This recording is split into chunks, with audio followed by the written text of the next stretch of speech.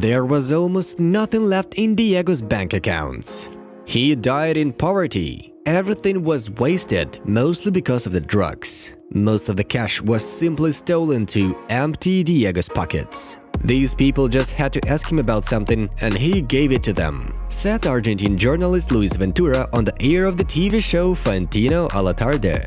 Daily Mail reported that only £75,000 remained in the accounts of the great Diego Armando. At the height of his fame in the 80s and 90s, the legend of world football earned up to $13 million a year. These included salaries and advertising contracts. Some agreements with corporations were concluded with Maradona for several decades. Puma, Coca Cola, Hublot, Conami. There were really lots of them. But despite world fame and love, Maradona wasn't dying as the richest and happiest man. Hello everyone, a very instructive story awaits us today, a life story of the great Diego Armando Maradona. Each of us will learn something of our own and draw conclusions on that. We sincerely hope so, otherwise we wouldn't have made this video. And friends, before we start, a minute of friendly advertising. Guys, a new video about humiliation of female referees has been released on our friendly channel Top Football. There are 5 tough stories at once. It is highly recommended for you to watch. Links will be in the description, pinned comments, and the final screen. Don't miss that out. Well, let's get back to Diego. Many fans think that the great Argentinian lived in a total luxury, and partly he did. However, Maradona was a man who was able to say goodbye to money very easily. And there were always many people around him wanting to get a profit from the generosity of world football icon.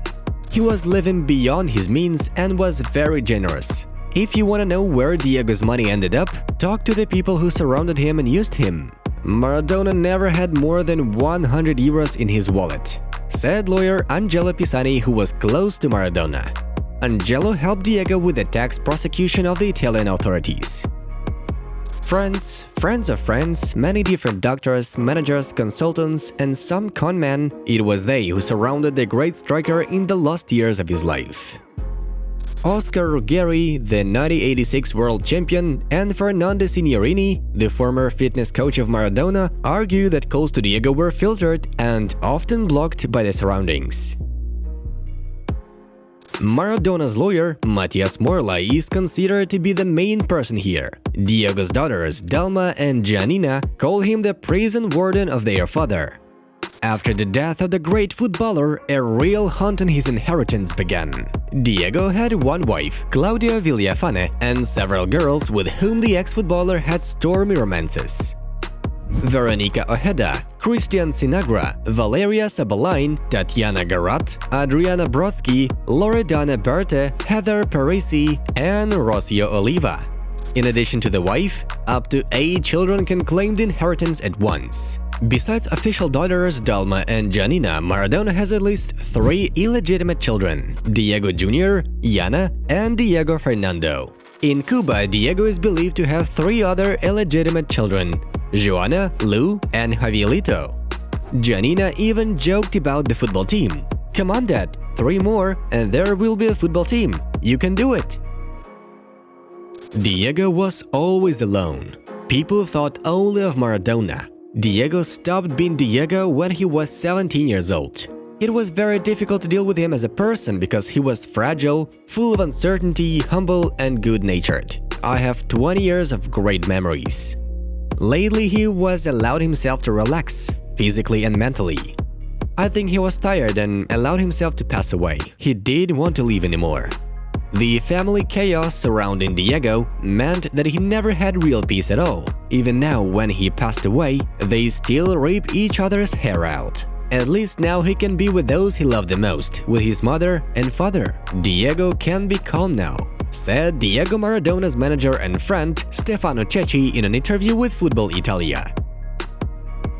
According to Corriere della Sera, Armando didn't have a massive amount of money in his bank accounts. He rather invested in real estate. Maradona's assets were a house and several apartments in Buenos Aires, 6 luxury cars, among which a Rolls-Royce for 300,000 euros, real estate in Cuba, Italy, and Venezuela, and some football schools in China. In addition, the legend was constantly pampered with expensive gifts.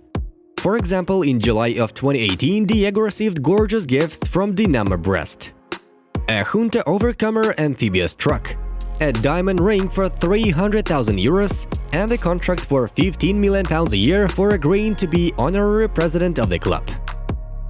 The most expensive asset is considered to be agreements on the right to use the player's image, which remained in effect after his demise. Financial analysts have calculated that Diego Maradona was worth about $500,000, taking into account his entire fortune. Other experts believe that the number itself is highly underestimated.